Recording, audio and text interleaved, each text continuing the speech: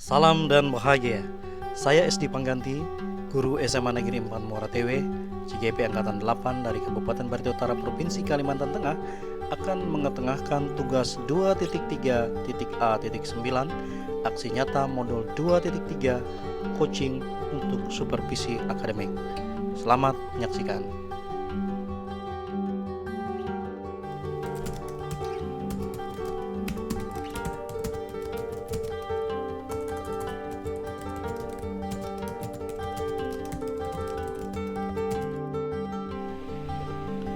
Kegiatan praobservasi supervisi akademik dilakukan sebelum melakukan observasi terhadap kegiatan pembelajaran. Tujuannya adalah untuk mengetahui apa tujuan pembelajaran, hal apa yang akan dikembangkan, serta bagaimana strategi dalam mencapai tujuan pembelajaran.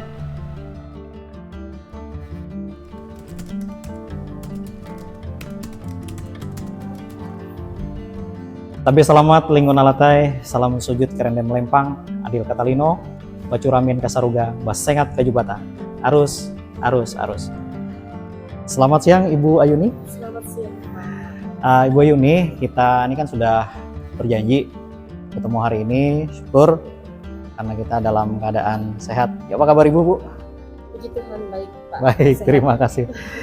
Gimana perasaannya hari ini, Bu? Perasaannya Bahagia, Bahagia, senang ya. Baik Ya. Ibu, terima kasih.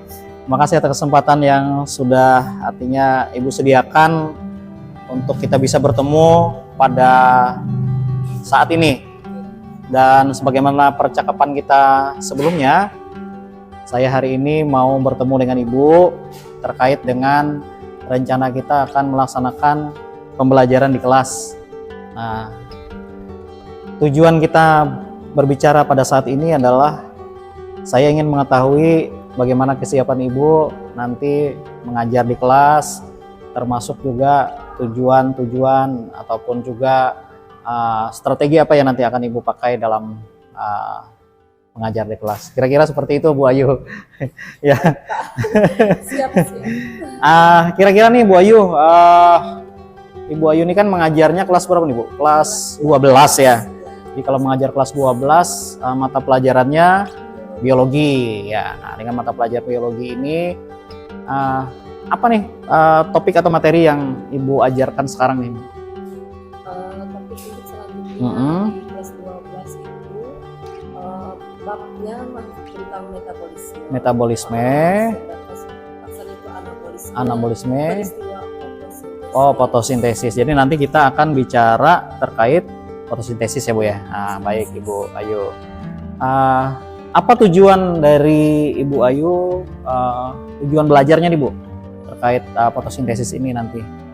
Nantinya diharapkan peserta didik itu dapat menganalisis kapan reaksi gelap dan reaksi terang pada peristiwa Fotosintesis ya. Iya, Jadi ada reaksi reaksi gelap, ada reaksi terang yang terjadi pada dalam fotosintesis nanti akan kita pelajarin. Nah, kira-kira nih Bu, area pengembangan yang hendak Ibu capai dalam tujuan pembelajaran yang Ibu lakukan ini di mana Bu kira-kira Bu? Untuk area pengembangannya ada dua yang akan Mm-mm. dicapai. Yang pertama itu pengetahuannya. Pengetahuannya, Kemudian yang kedua itu adalah keterampilannya karena mereka akan tahu ya Bu ya bagaimana prosesnya. dan Iya, baik. Terima kasih. Strategi apa nih Bu? Nanti di kelas Ibu akan pakai supaya anak-anak ini kan mempunyai kemampuan dalam mengetahui dan juga mempunyai keterampilan.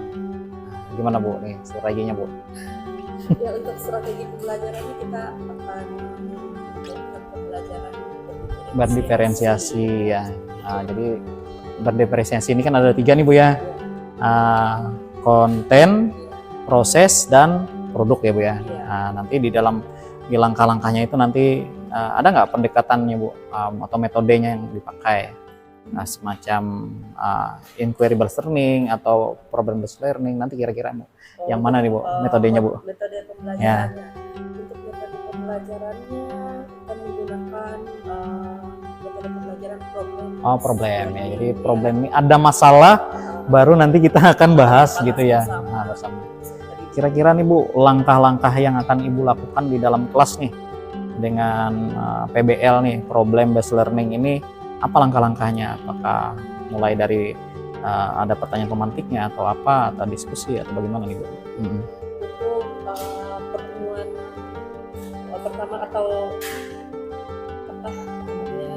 langkah pertamanya itu diberikan persepsi dulu. Ya, peserta didik diberikan persepsi mengenai materi yang akan Yang dipelajari. Kemudian masuk ke kegiatan intinya. Ya. Peserta didik akan dibagikan dalam kelompokan sampai 5 orang. Ya. Kemudian diberikan lembar kerja KPD nih Bu ya. KPD yang ada gambar. Di sana kemudian ada beberapa permasalahan yang harus dibahas oleh peserta didik. Setelah itu hasil dari diskusi mereka dituangkan entah dalam PowerPoint, kemudian video atau podcast mungkin ya Bu ya. Podcast dan lain sebagainya. Sekarang kan memang lagi ramainya kan ya, video di Instagram atau di Facebook ya Bu ya. Nah, jadi bahwa kegiatan langkah-langkah kerjanya yang bisa saya pahami dari apa yang Ibu sampaikan tadi, anak-anak nanti akan menyelesaikan lembar kerja yang dipersiapkan oleh Ibu. Nah, di dalam lembar kerja itu kan mungkin nanti ada yang mengamati problem yang sedang dilakukan itu dari buku mungkin ya, atau mungkin dari video, ya mungkin dari juga beberapa gambar-gambar mungkin ya yang Ibu siapkan. Kira-kira seperti itu ya Bu ya? Iya. Baik Bu Ayu, kapan nih Bu Ayu rencana kira-kira nih? Rencananya Ibu bisa proses pembelajarannya Bu? di hari Jumat ya? Tanggal 22. Tanggal 22 ya. 22 September di kelas ini ya Bu ya? Di kelas ini. Kelas 12 ya. Kira-kira nih Bu Ayu, ada nggak kendala Bu Ayu ketika mau melaksanakan kegiatan pembelajaran di kelas nih, kira-kira nih terkait dengan siswa kah atau dengan alat atau apa nih Bu Ayu? Ada nggak kendala Ibu Ayu nih? Tentunya pasti selalu ada kendala. Iya betul. Kita mengharapkan proses pembelajarannya berjalan lancar, lancar, tetapi kadang mungkin pada saat kegiatan pembelajarannya ada stepnya mungkin ya yang nggak lengkap ya Bu ya. yang kita Ya. Nanti kita ada kesepakatan bersama supaya nanti di dalam pembelajaran itu step supaya anak memang betul-betul bisa masuk ke area pengembangan yang Ibu inginkan, bisa kita sama-sama saling melaksanakan. Tentunya kalau pembelajaran berdiferensiasi ini kan satu pembelajaran yang juga nanti akan kita integrasikan dengan kemampuan kompetensi emosional dan sosialnya. Nanti anak-anak ketika dia melaksanakan pembelajaran di kelas, anak-anak ini kan akan melakukan yang namanya diskusi. Nah, diskusi ini apabila dia tidak mempunyai kemampuan berelasi, kemampuannya untuk saling berinteraksi, ya tentu mereka tidak akan bisa menyelesaikan LKPD ini. Nah disinilah salah satu mungkin kehebatan dari bagaimana kita menyusun sebuah pembelajaran yang nanti basisnya yaitu berdiferensiasi dan terintegrasi dengan kompetensi sosial dan emosional. Saya kira itu Bu Ayu. Terima kasih sekali untuk waktu Bu Ayu yang sore hari ini. Nanti kita ketemu pada saat pembelajaran di kelas Bu ya. Tanggal berapa tadi Bu? Tanggal 22 ya. Terima kasih Bu Ayu. Baik Bu Ayu, ada satu pertanyaan nih Bu Ayu terkait kegiatan kita yang namanya pra-observasi sebelum Ibu masuk ke pelajaran pada saat Ibu mengajar nanti. Kita tadi berjanji Bu, pada tanggal berapa Bu? Tanggal 22 September 2023. Menurut Ibu penting nggak pertemuan seperti ini Bu sebelum Ibu mengajar masuk kelas di tanggal 22 September 2023 nanti? Iya, terima kasih Pak. Jadi menurut saya pertemuan sebelum kita masuk ke kelas tanggal 22 September nantinya, pertemuan saat ini itu sangat penting. Jadi untuk menentukan nanti arah proses pembelajarannya seperti apa, kemudian langkah-langkah yang akan dilakukan itu seperti apa, itu sangat penting bagi saya. Ada step-step yang kita sepakatin Bu ya. Iya, Jadi ada pada saat beberapa kita langkah. kelas itu Ibu akan melaksanakan step-step yang sudah kita sepakati bersama Iya. supaya nanti tujuan pembelajaran yang Ibu inginkan itu betul-betul Bisa tercapai. sesuai dengan rencana. Iya, Baik Ibu Ayu, terima kasih. iya, terima kasih Pak.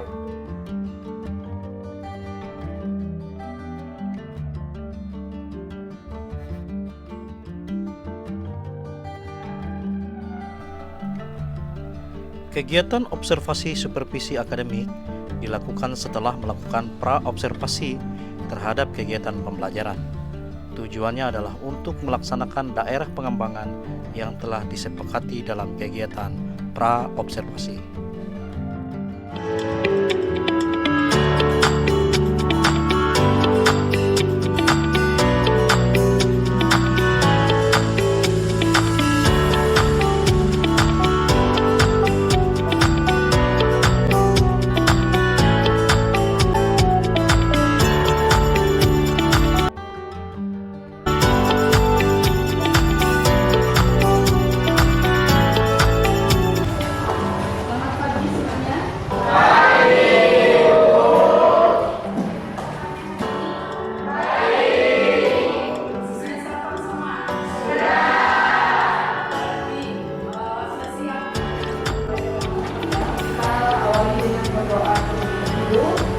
Silakan kepada ketua kelas ini untuk memimpin semuanya dalam berdoa. Untuk kita mulai dari kepada ini, marilah kita berdoa bagaimana kita masing-masing sudah baik. Berangkat. Ibu absen terlebih dulu ya.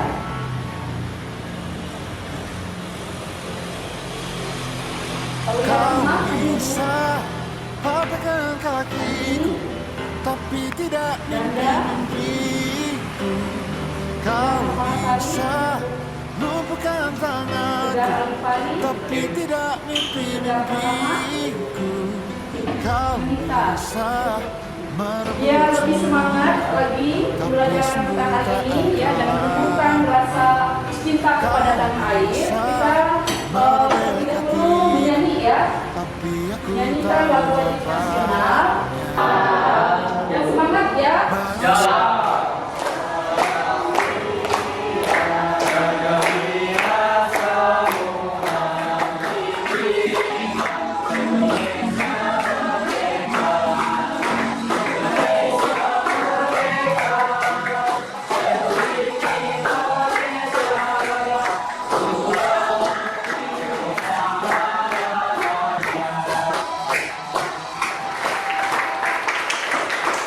Terima kasih ya.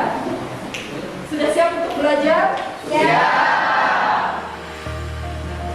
Sebelum memulai pembelajaran, ya, Ibu ingin bertanya tentang pembelajaran kita minggu yang lalu.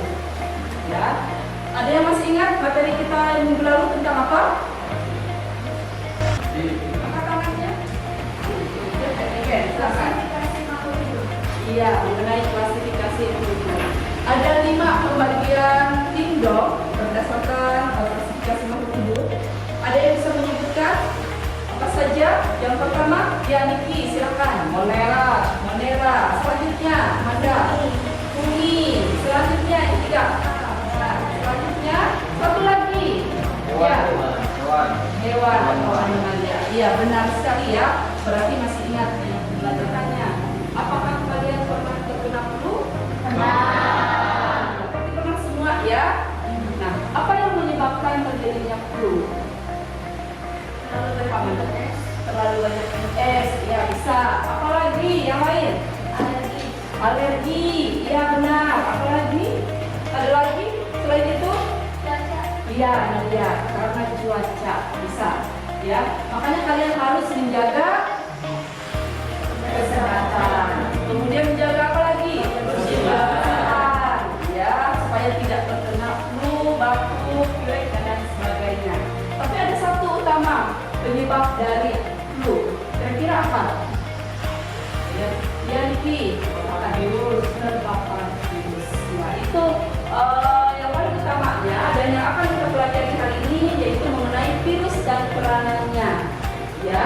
Dan pokok bahasanya akan dibahas yaitu mengenai struktur virus. Tujuan pembelajaran kita hari ini yaitu setelah kalian mempelajari mengenai struktur virus, tujuan pembelajarannya diharapkan nanti kalian bisa yang pertama menentukan ciri-ciri virus. Ya, seperti apa ciri-ciri virus. Nah, kemudian yang kedua adalah menganalisis struktur virus. Ini bagaimana bagian-bagian tubuh virus itu terdiri dari apa saja. Kemudian yang ketiga adalah membandingkan virus berdasarkan asal muasalnya. Ya, ada virus apa saja berdasarkan asal muasalnya. Dan yang keempat yaitu menganalisis perbedaan virus dengan makhluk hidup. Apakah virus itu termasuk makhluk hidup atau bukan? Ya, jadi itu nanti yang harusnya kalian kuasai dan kalian ketahui. Kan LKPD selanjutnya mempresentasikannya. Dan penilaiannya yaitu penilaian dari awal pembelajaran sampai akhir. Selanjutnya penilaian saat kalian berdiskusi dengan teman. Selanjutnya presentasi, bagaimana kalian mempresentasikan di depan. Dan kalian menjawab soal evaluasi di akhir pembelajaran. Ya. Kemudian dalam pembelajaran ini nanti kita akan menggunakan media pembelajaran augmented reality dari platform Rumah Belajar. Ya. Nanti kalian akan melihat bentuk virus dalam 3 dimensi. Ya, seperti apa virus. Selanjutnya, silakan perhatikan tayangan video berikut.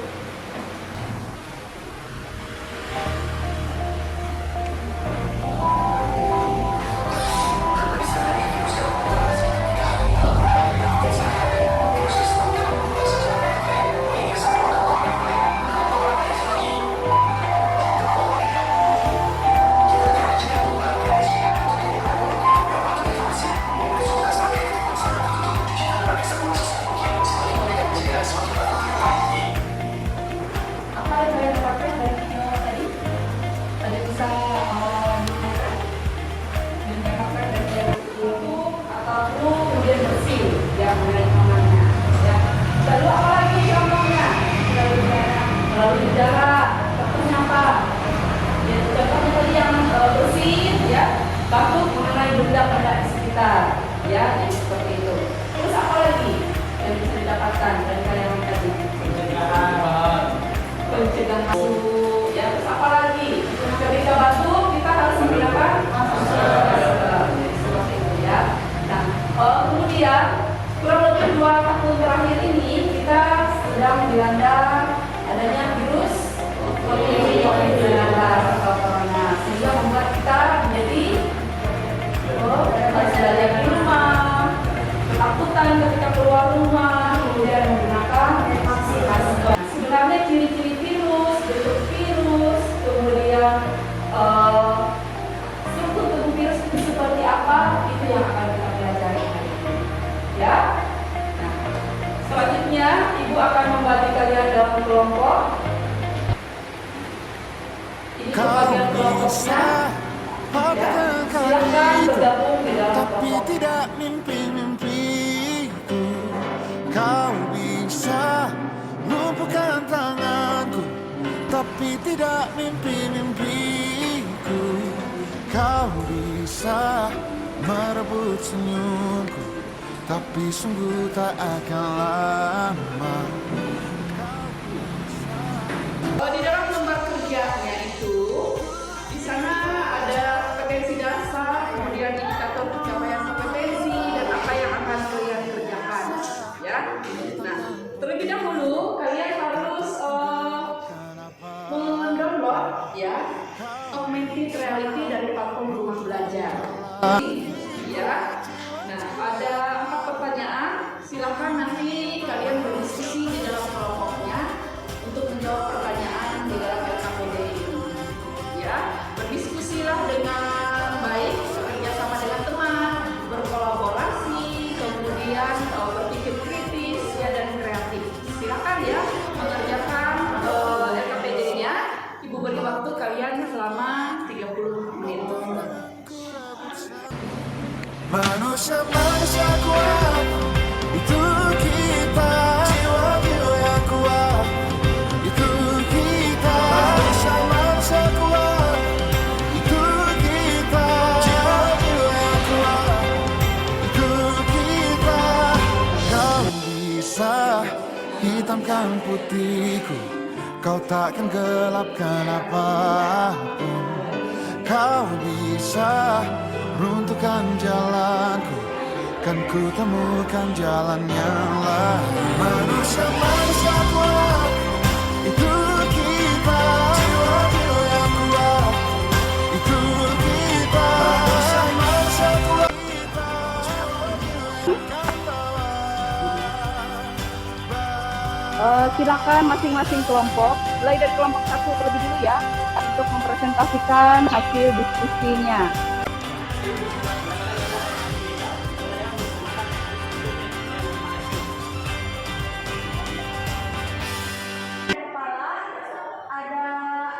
Kau bisa patahkan kakiku, tapi tidak mimpi.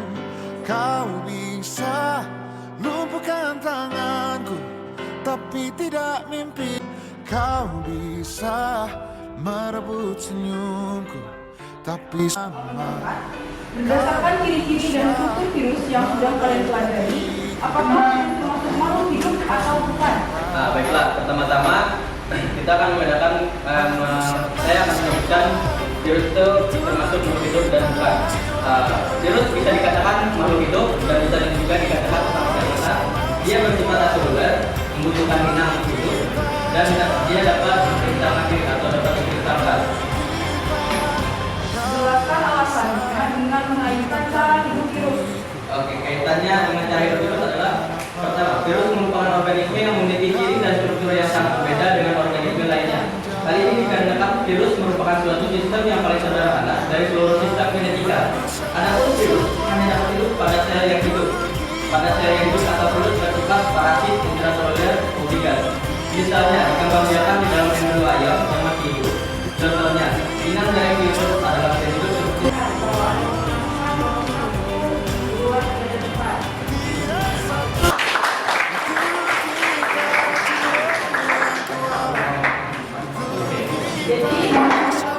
Presentasinya sudah selesai, semua kelompok sudah mempresentasikan ya dengan baik. Sekali lagi berikan buat semuanya.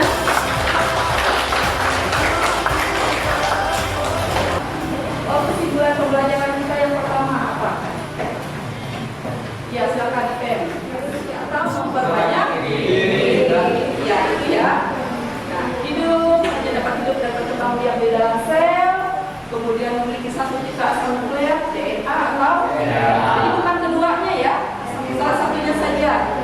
Kemudian dia diselubungi oleh protein.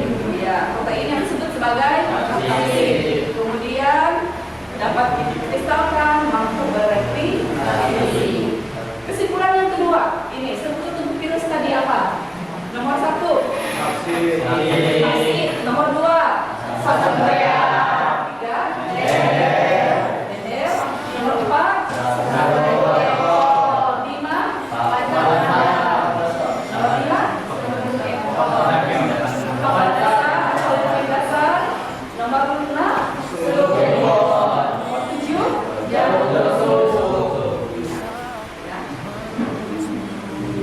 Kalau yang nomor 2 asam nukleat, asam nukleatnya terdiri atas apa? Tadi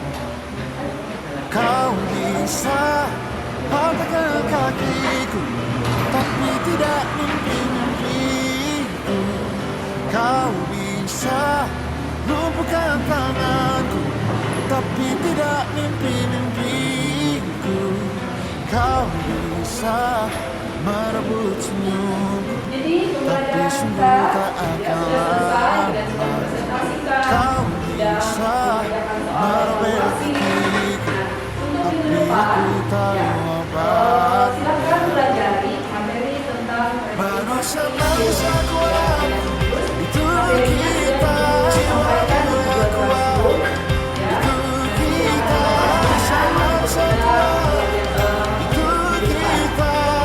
Jiwa yang kuat, Pembelajaran sampai yang ini dicukupkan sampai di sini, ya. Tetap semangat, kemudian jaga kesehatan dan jangan lupa belajar. kau Terima kasih untuk edukasi dan belajar hari ini. Selamat pagi dan manusia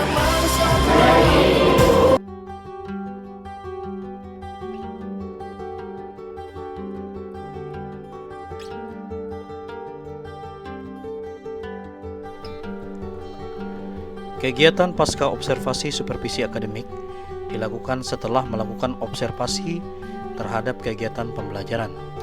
Tujuannya adalah untuk melakukan refleksi terhadap pelaksanaan pembelajaran yang telah dilakukan serta menyusun rencana tindak lanjut. Ya, selamat siang Bu Ayu. Iya, selamat siang Pak. Mohon maaf nih baru bisa ketemu dengan Bu Ayu. Nah, dalam beberapa saat ini saya sudah menganalisis video pembelajaran yang sudah kita buat kemarin, dan saya juga sudah melihat dan hadir langsung dalam kegiatan mengajar Bu Ayu. Bagaimana nih Bu, perasaan Bu Ayu setelah Ibu Ayu mengajar? Setelah mengajar kemarin, saya juga menanyakan kepada peserta didik, kepada anak-anak, apa yang kalian rasakan setelah kita belajar hari ini. Jadi anak-anak itu menyampaikan, kami senang Bu, kami bahagia Bu. Jadi sama seperti itu juga apa yang saya rasakan, Iya, seperti baik. apa yang anak-anak rasakan. Dalam Ibu melaksanakan kegiatan pembelajaran kemarin, langkah-langkah apa aja nih Bu yang sudah Ibu lakukan? Dalam proses pembelajaran sesuai dengan kesepakatan di awal, jadi pembelajarannya pembelajaran berdiferensiasi yang terintegrasi dengan kompetensi sosial Emosional ya, Bu, ya? Ya Pak. Nah, untuk model pembelajarannya menggunakan model pembelajaran problem based learning, basis masalah ya Bu. Ya, Baik. Area pengembangan apa nih yang Ibu sudah lakukan nih di dalam pembelajaran kemarin?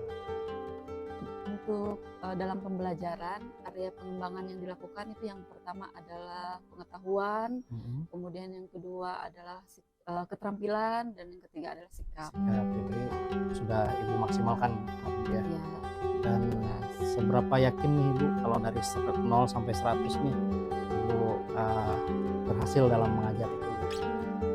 kalau untuk keyakinan pastinya saya harus optimis ya Pak.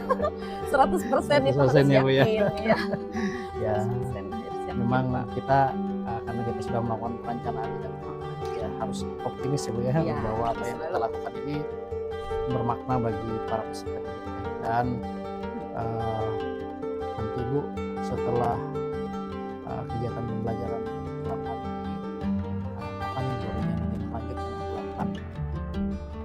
Untuk rencana tindak lanjutnya, yang pertama saya selaku guru selalu mengupayakan untuk dapat berkomunikasi, kemudian berkonsultasi dengan rekan sejawat sebelum saya mulai pembelajaran di kelas. Yang pertama, yang kedua selalu mengupayakan untuk melakukan diferensiasi dalam setiap proses pembelajaran. Diferensiasi di dalam segenap perencanaan pembelajaran Pak. dan juga bisa kita melibatkan siswa. Kita bisa nanyakan kepada siswa apa yang mereka sukai dalam belajar, dalam topik itu apa yang mereka ingin pelajari.